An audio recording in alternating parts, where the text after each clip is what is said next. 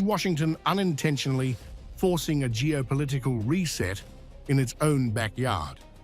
After US military action against Venezuela, China has stepped forward with an unusually direct warning, framing the crisis not as law enforcement, but as a violation of sovereignty that could reshape alliances across Latin America.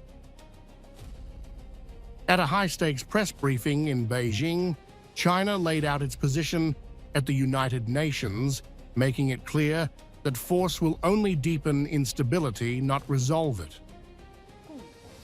Yesterday, the UN Security Council convened an emergency meeting on the U.S. military strikes against Venezuela. In his remarks, the Chinese representative emphasized that military means are not the way to resolve problems, and that the abuse of force will only lead to greater crises. China firmly supports the Venezuelan government and people in safeguarding their sovereignty, security, and legitimate rights and interests. Beijing's language sharpens further when addressing Washington directly, rejecting the idea that any power can impose itself as global enforcer, a message closely aligned with President Xi Jinping's broader vision of multipolar order. No country can act as an international police officer, and no country can claim to be a world judge.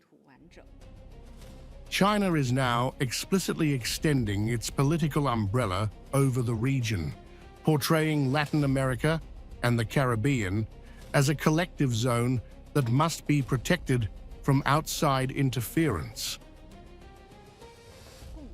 China firmly supports the Venezuelan government and people in safeguarding their sovereignty, security, and legitimate rights and interests.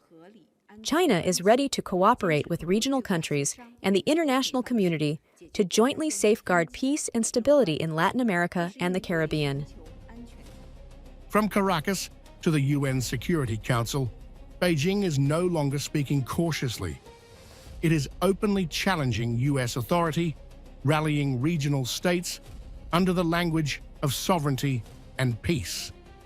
What began as an American operation in Venezuela may now be triggering something far larger: the outlines of a new alignment in Latin America, with China positioning itself as the counterweight Washington never expected.